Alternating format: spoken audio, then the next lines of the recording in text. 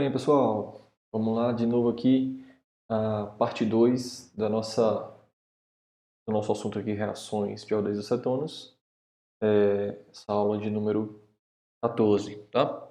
Então, pessoal, nessa aula a gente vai falar sobre alguns outros nucleófilos, né? Na primeira aula, na parte 1, nós falamos principalmente ali dos nucleófilos de oxigênio. Mostrando, por exemplo, as reações de formação de hidratos, a reação de formação de acetais, né? Então aqui a gente vai falar sobre outros nucleófilos, como eu falei, nucleófilos de nitrogênio, hidrogênio, carbono, tá? E eu vou falar no finalzinho sobre um tipo de oxidação específico e bastante importante aqui, que acontece nas reações de aldehídos e cetonas, tá? Então, o primeiro aqui que a gente vai falar é dos nucleófilos de nitrogênio, como está na tela. A gente pode perceber aqui, nessa reação, né, nós temos aqui um aldeído, né, benzaldeído, reagindo com uma amina primária, né. Temos aqui um meio levemente ácido. Observe aqui um detalhe, nesse mecanismo a gente apresenta, mecanismo não, né, ainda não é um mecanismo, mas nessa reação a gente vê que ocorre saída de água, né, durante o processo. Bom, então nós temos aqui a formação de uma imina, né?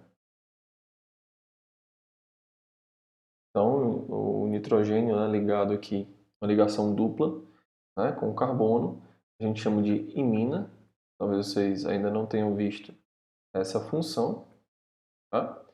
A gente também pode chamar, né, vocês podem encontrar essa função sendo chamada de bases de Schiff, tá? Então, vamos ver aqui como é o mecanismo dessa reação. Então, a primeira etapa do mecanismo consiste em um ataque nucleofílico. Veja que é o nitrogênio atacando diretamente a carbonila, né? Em seguida, nós temos aqui, veja que a gente tem uma espécie protonada, né? Que, como essa reação acontece em um meio levemente ácido,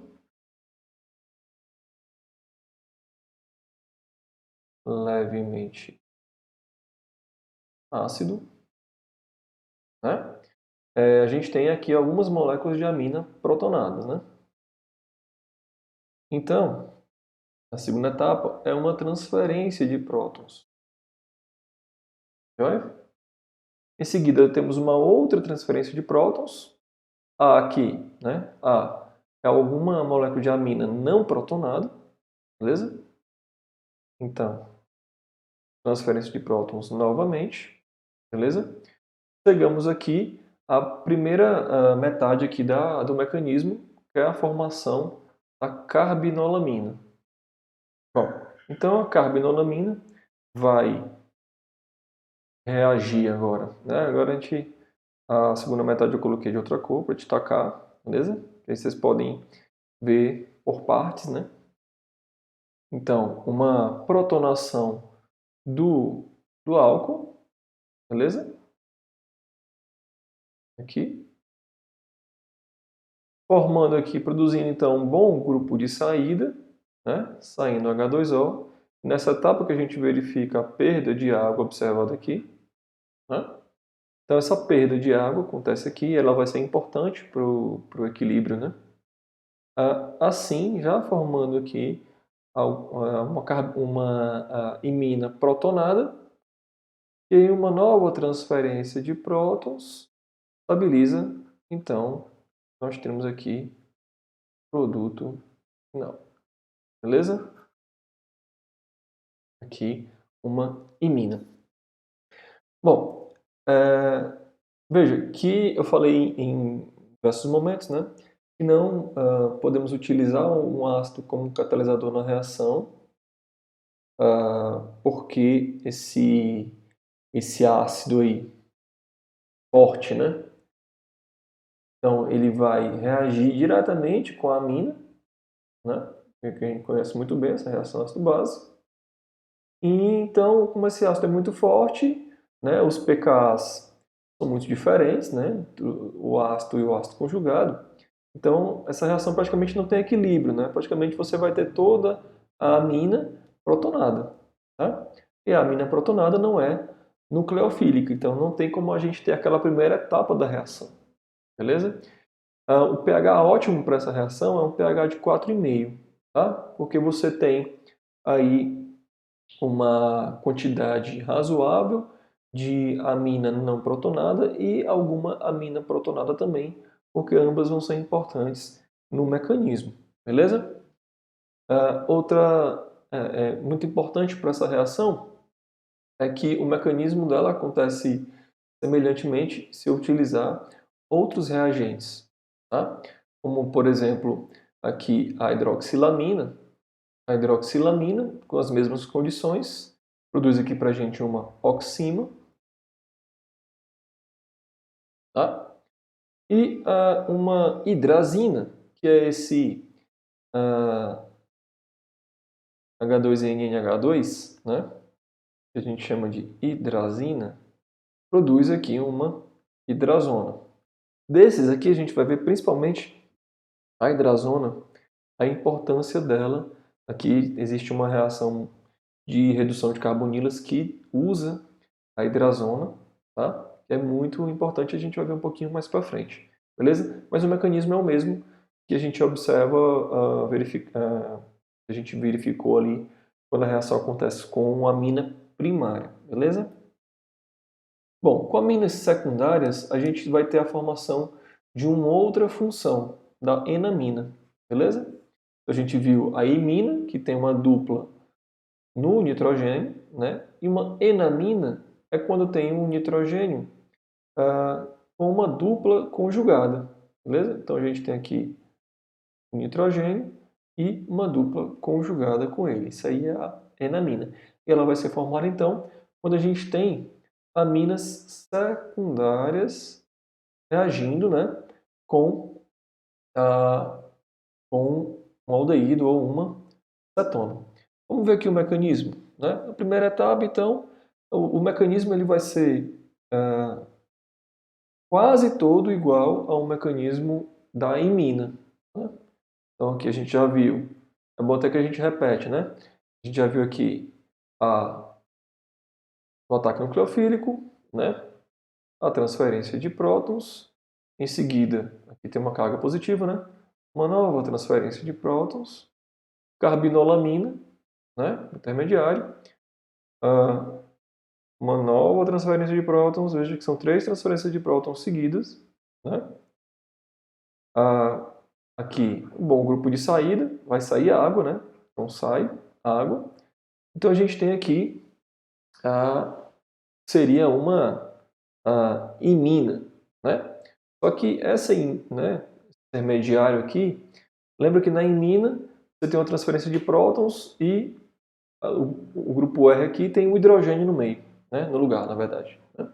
Então esse hidrogênio é transferido para uma base e aí a gente tem a imina, beleza? Aqui, como a gente não tem hidrogênio, então o grupo alquila, aqui os grupos R, né, são grupamentos alquila, não posso fazer isso aqui, tá? Não vai ter uma transferência de grupo alquila, né? Então o que, que é feito? Uma transferência com o hidrogênio mais próximo, né? Esse hidrogênio aqui acaba sendo um hidrogênio mais ácido, tá? Então, na verdade, o ataque vai ocorrer aqui para esse hidrogênio, que vai, né, deixar seus elétrons aqui para fazer uma nova dupla, e a dupla carbono-nitrogênio é desfeita e o par de elétrons vai para o nitrogênio. Então a gente observa aqui a enamina no final da reação. Bom, aqui a gente vai ver a hidrazona, né? Então a gente viu que aqui o aldeído é uma acetona, né? Aqui eu vou colocar que foi uma acetona, né? Pode reagir com uma hidrazina, né? Hidrazina aqui em meio levemente ácido, tá? e então assim produzir uma hidrazona, tá?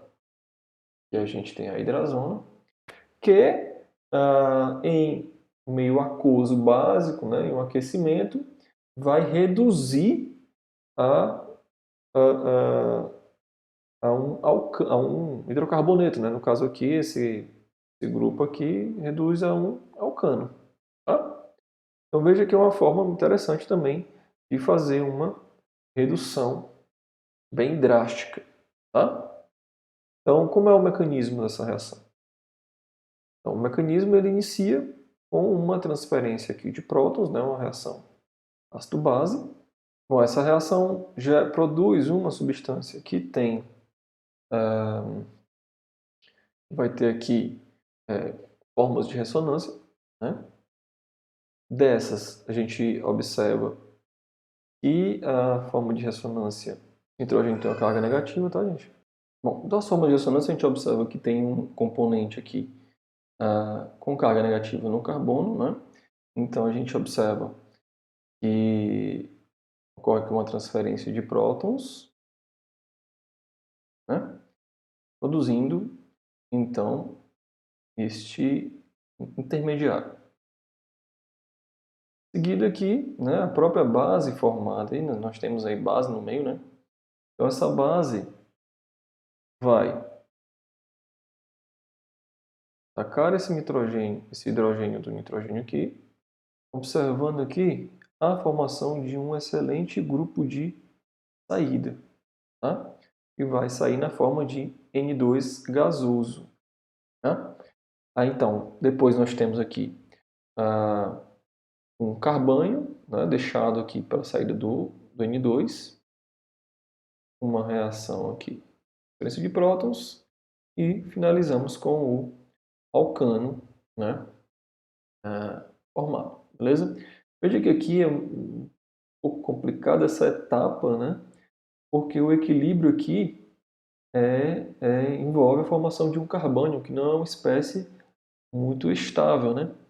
Só que, à medida que o nitrogênio vai saindo e vai deixando a molécula, né, e, consequentemente, por ser gasoso, ele vai deixando a solução, vai borbulhando para fora, o equilíbrio vai sendo deslocado para o sentido de formação do carbônio, beleza? Então, no início, a reação aqui vai ser mais lenta, essa etapa, depois ela vai acelerando e o rendimento do carbônio vai também aumentando. Por fim, essa última etapa aqui não é um equilíbrio, porque essa transferência de prótons é muito reativa, beleza? Bom, nucleófilos de hidrogênio nós já vimos, né? Alguns exemplos, a gente está falando de reações de álcool, e a gente observa ali os reagentes geradores de hidreto, né? Como o próprio hidreto de alumínio e lítio, né? O AL, e o borohidreto de sódio, né? Então, o mecanismo deles é basicamente a transferência de hidreto aqui nesse ataque nucleofílico, depois água ou metanol, né? Servem aqui para fazer essa transferência de prótons e dar origem ao álcool. Tá? Nós também já vimos aqui reagente de Grignard, né, mas é um nucleófilo também de carbono. Aqui então ele vai funcionar como um ânion, né, carbono. Tá? E a gente observa que a redução da carbonila com a formação desse álcool terciário. Né? E aqui nessa reação de baixo a gente observa a mesma coisa, né? Vai ter a formação de um álcool secundário, porque a gente tinha um aldeído no início. Lembrando que aqui funciona um mecanismo muito parecido com o mecanismo, né, que nós já vimos anteriormente, tá? Então a gente tem o ataque nucleofílico.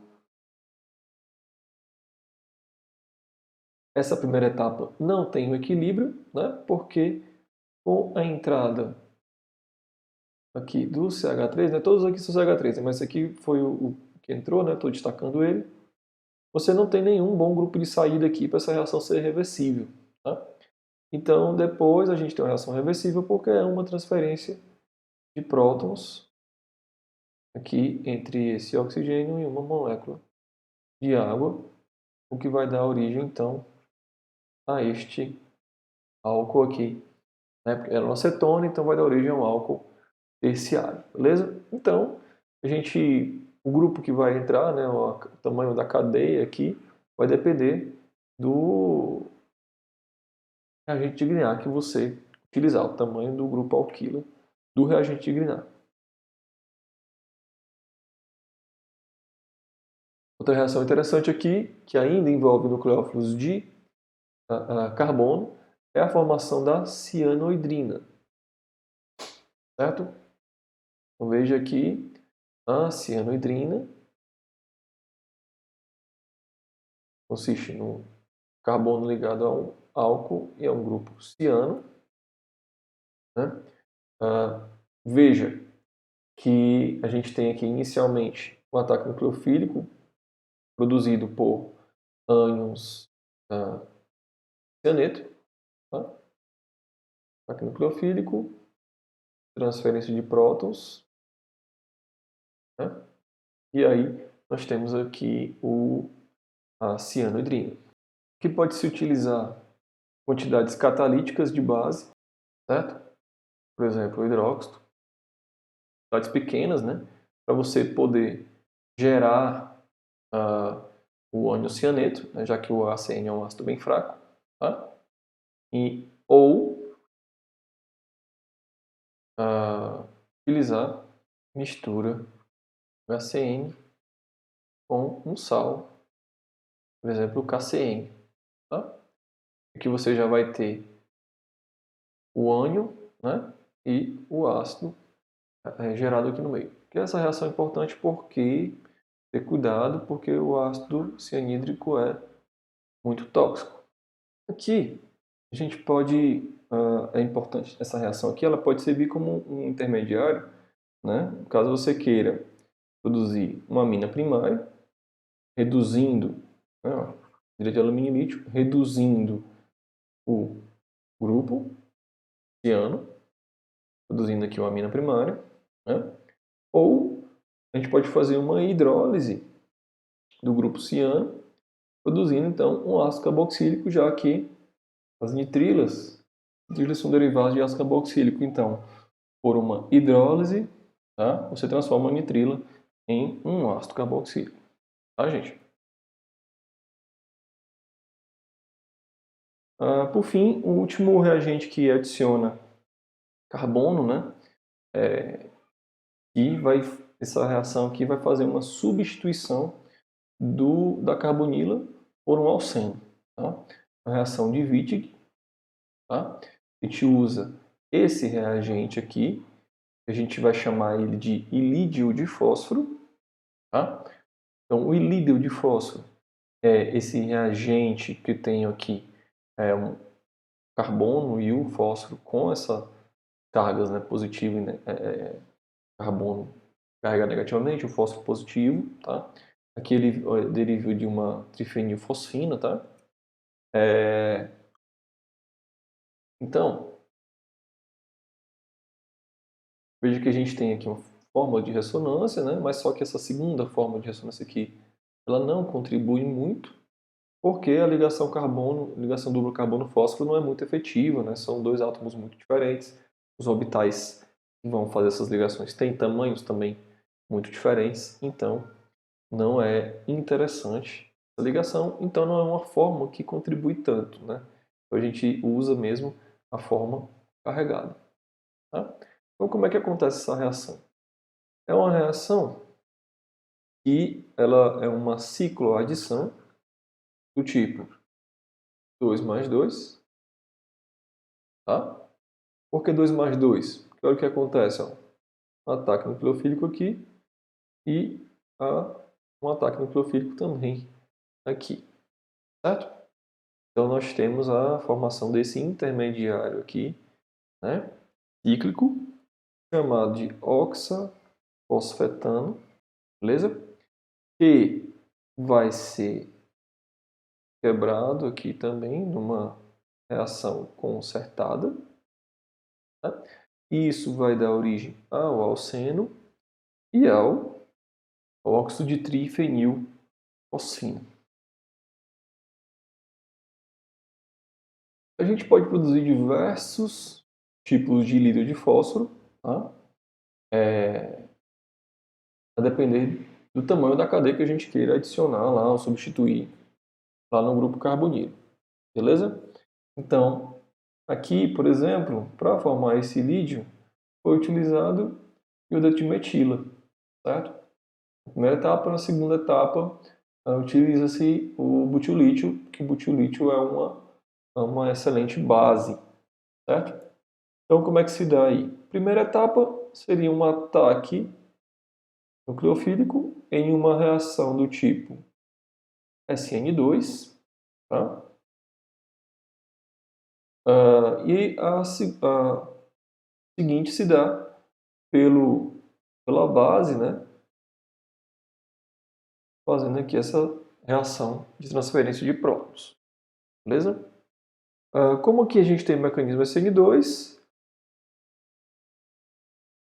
as mesmas regras vão se aplicar. Por exemplo, para formar aqui o ilídio, nós podemos utilizar aletos de metila, aletos primários, aletos secundários. Nós já temos alguma dificuldade e aletos terciários a gente não consegue formar, né? E também tem que verificar as questões de impedimento estérico e tudo mais, beleza? Então, mas a gente pode ter uma variedade sim de possibilidades aqui para o ilídio de fósforo. Por fim, mas não menos importante, nós temos a oxidação de Baeyer-Williger, certo? Essa reação aí, uma reação também interessante, né? Utilizamos aqui aldeídos ou cetonas, né?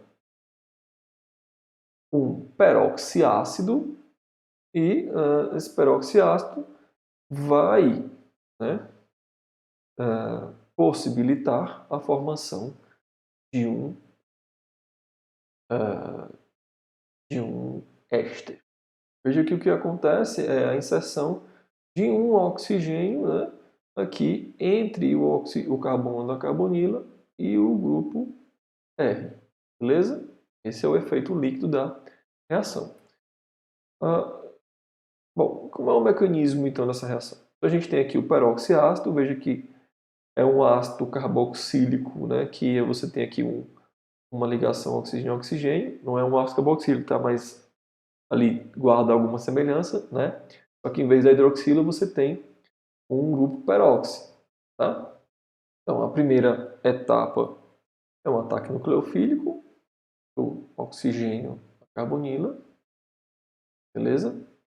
Aqui esse intermediário, a gente verifica aqui uma transferência de prótons intramolecular, beleza? Para a carbonila vizinha, né? Veja que aqui nós temos equilíbrio, né? Então, para a carbonila vizinha, e aqui nós temos uma sequência de reações que envolvem o restabelecimento aqui da carbonila e o grupo R ele vai ser aqui transferido para o oxigênio vizinho. Essa ligação aqui passa a ser uma dupla ligação e essa dupla ligação passa a ser par de elétrons do oxigênio. Tá? Então vejam com calma aí todo o processo. Dando origem, então, aqui a gente tem o grupo R, né, para não sair do padrão, ao éster, tá? E a um ácido carboxílico que vai ser, né, dependente aqui, esse ácido carboxílico aqui vai depender do peroxiácido utilizado. Nós temos duas considerações a fazer, né?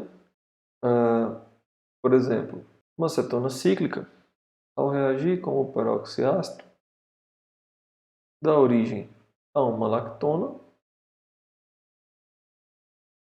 certo?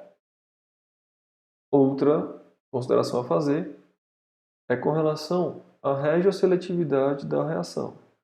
Então, nós temos aqui uma cetona assimétrica, né? Então a dúvida é de que lado, né, vamos dizer assim, vai ficar o oxigênio, tá? Aqui ou aqui, tá? Então, nós teríamos duas possibilidades, né? A gente teria a possibilidade. Temos este,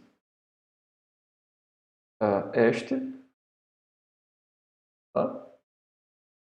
E teríamos a possibilidade de termos este, tá? Qual então seria o este prioridade, né? Esse então vai ser o este prioritário, porque vejam que no mecanismo nós temos uma migração de um grupo alquil, né? Então é o que está acontecendo aqui. Um dos grupos alquil vão migrar, né, para o oxigênio. Tá? Neste caso, o grupo alquil mais substituído, né, que seria um grupo alquil secundário, ele vai ter uma prioridade migratória, né, frente ao grupo alquil metílico. Tá? Então, quanto mais substituído for esse grupo alquil, maior vai ser a sua prioridade migratória. Então, aqui, essa regioseletividade vai depender disso. Beleza? Se tivéssemos um grupo alquil terciário, esse teria prioridade. Então, é a mesma prioridade que a gente observa para a estabilidade de carbocátions. Certo, gente? Bom, então é isso. Vocês vão ter aí listas, né, na nossa sala de aula. Dependendo aí da demanda de vocês, da dificuldade que vocês sentirem, vocês podem me avisar e aí eu posso fazer uma aula para resolver essas listas. Eu posso até gravar mesmo a resolução de algumas questões, tá? Vai ter mais material suplementar que é importante para vocês verificarem onde esses assuntos são aplicados na prática, né? Às vezes aqui, não dá tempo a gente ficar fazendo muita contextualização, né? Vocês veem que o tempo aqui nosso é bem restrito, tá? Já estamos aqui com quase 40 minutos de aula, então a gente tem que fazer alguns cortes. Então, eu estou optando por fazer assim, tá? Um material suplementar, complementar. Estou colocando algumas curiosidades, estou tirando dos boxes dos livros, né? Informações para que vocês saibam aonde esses assuntos são aplicados. Beleza, pessoal?